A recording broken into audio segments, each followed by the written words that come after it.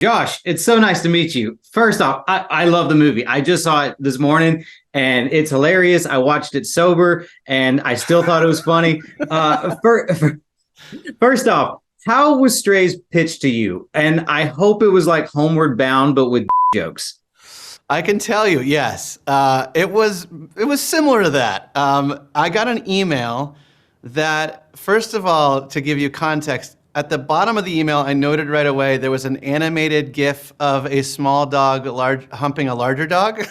So that was what started. That was sort of the amuse-bouche of the email. I was like, what is this? And then, yeah, the log line is what was sent to me with the script that said, a young, naive dog, Reggie, is abandoned by his terrible owner, Doug. He meets up with some other strays and wants to go on a adventure for revenge and biting off Doug's, most beloved body part.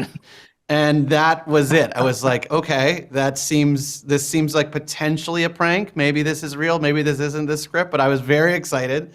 And then that's how it started. And, and I think that I read it and was so excited to see that it was so much far beyond a dog movie spoof. Like that was kind of my thought was, I bet this is just spoofing the dog movie genre, which is fun.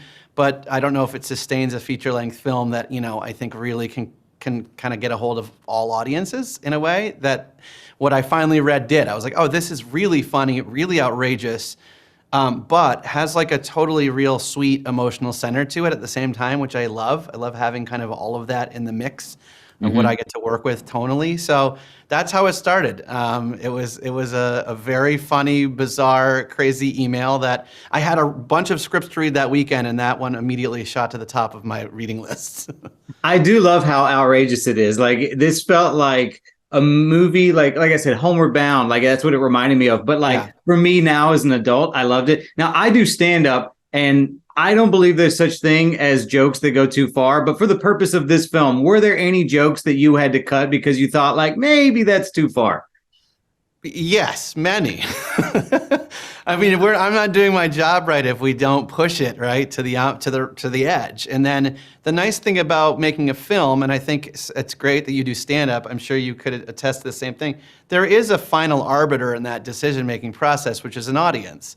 So, we will always kind of put our biggest foot forward and then put it in front of an audience. And for me, the bottom line, like my goal is not necessarily to be outrageous, it's just make you laugh.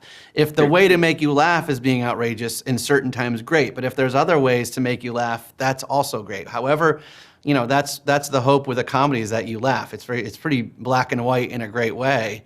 And so, yeah, there was definitely, I don't know that I can probably say any of them or specifically call out any of the jokes, but they tended to be, they would probably be darker in nature, right? Where it's like, okay, the movie has some dark moments and kind of undertones here and there, but if you go too far, it can lose people.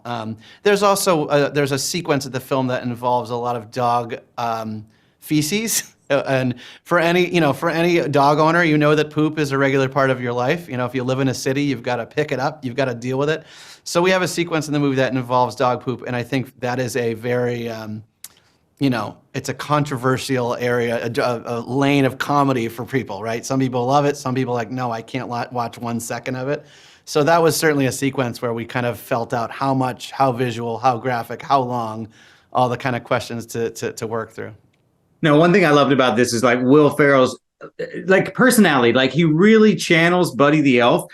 Was there anyone else you considered to play Reggie, or is Will Ferrell the only guy that you can think of who can channel that sort of naive innocence? I mean, for me, Will's at the top of that list, and it's not just, so he brings the naive innocence, but you also know that he's just such a heavy hitter with improv. And so, in comedy, and when we needed it, unlike most animated, or this isn't an animated film, but the process is like animation, where the actors came in afterwards to do their VO. They're usually come in by themselves, right? And they do a session and they read their lines opposite a director like myself, and I'm not a professional actor, so having like a Will Ferrell, not just because he's so good at playing that sweet, innocent, naive Reggie / Buddy the Elf, which is a great reference, But knowing that when he wants to go toe-to-toe with Jamie Foxx, who's an unbelievable comedian, and Isla Fisher and Randall Park, and I did get them all in a room together. So all their sessions, they were there, and they could improv and riff. It's like, that's when Will Ferrell comes alive. That's where,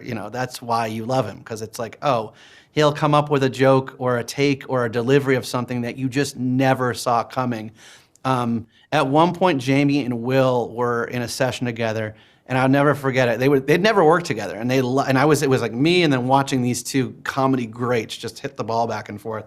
And at one point, I think we had a bathroom break, and I said, "Man, it's going so great." And Jamie looks at me. He's like, "You know what Will's like? He's an unbelievable like knuckleball pitcher. Like you don't know. Like, yeah, he's got all the fastball, he's got all the jokes, but you never, whatever he's coming at you with." It's different every time, and it's fresh, and it keeps you on your toes. And I just love that analogy. It was like, Jamie describing Will Ferrell's kind of comedic pitching. Dude, I can't imagine what an experience that must have been like for you, just having all of those people in a room and just watching it, knowing that you're solely getting to watch this just magic happen.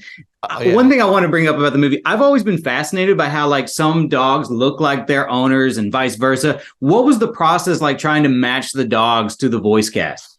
Yeah, it was tricky. And what I kind of wound up doing, because we shot the whole film before we recorded the voices, and in fact, shot a lot of the film before I had locked in my cast, my voice cast. Oh, wow. So, which made it kind of unique and interesting to kind of figure that math out. But really, I just pointed both the dog towards the character and the actor to the character. So they both had to serve Reggie. So as an example, like, for Reggie, you needed a sweet, optimistic, bright-eyed, bushy-tailed dog who's just constantly happy and excited about life.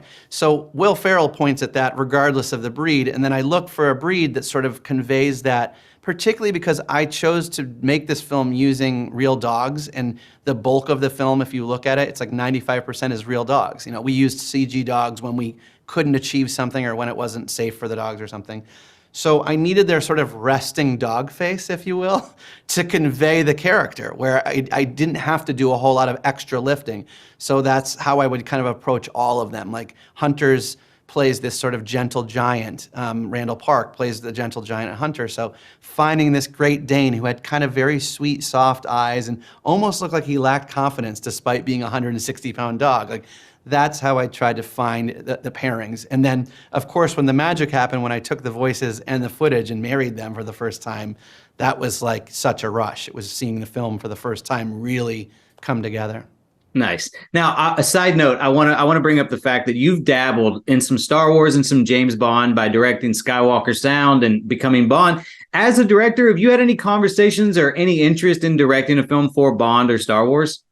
I mean, who wouldn't, right? It's like there's such incredible franchises, and I'm sure the second you say yes to that, you then just stay awake at night, like just panicked, because I think that's how it must feel to take on franchises that are so beloved and so incredible, and so many different filmmakers have kind of like added to the story of those franchises. So I'm not, currently in any talks on those franchises, but certainly wouldn't turn them away. I mean, who doesn't love them? So. Well, after watching Strays, might I suggest you do something Bond-esque and call Mike Myers and direct a new Austin Powers? I would love that. Would absolutely love that. I'm close friends with Dana Carvey after making the Dana Carvey Show documentary, Too Funny to Fail, and just so amazing. I got to talk with Jay Roach as well, and who was. It was a big inspiration in a way for my first film, Barb and Star Go to Vista Del Mar. Very kind of like, I don't know, movies as a filmmaker, movies you've seen kind of live inside of you. And I think you sometimes are conscious when you're pulling from them or paying homage. And then a lot of times it's just totally subconsciously happening. And that, I'm sure for me, Austin Powers was all those things, because I love those films. One last quick question. If you were a dog, what breed do you think you'd be? What's your spirit dog? It's a good question. I want it to be cooler than this answer, but I also want to be very honest with you, which is I think I am a golden retriever. which is just, I know it's not cool. I know it's like a bit, but I disagree. I want to be a golden retriever. I think I'd be a Pomeranian, you know, which that'd be fun. Pomeranian. Yeah, I don't know. Josh, I know you got so many, more people to talk to. I love the movie, and thank you very much for taking the time. Thank you so much. Great talking with you. Appreciate it, buddy.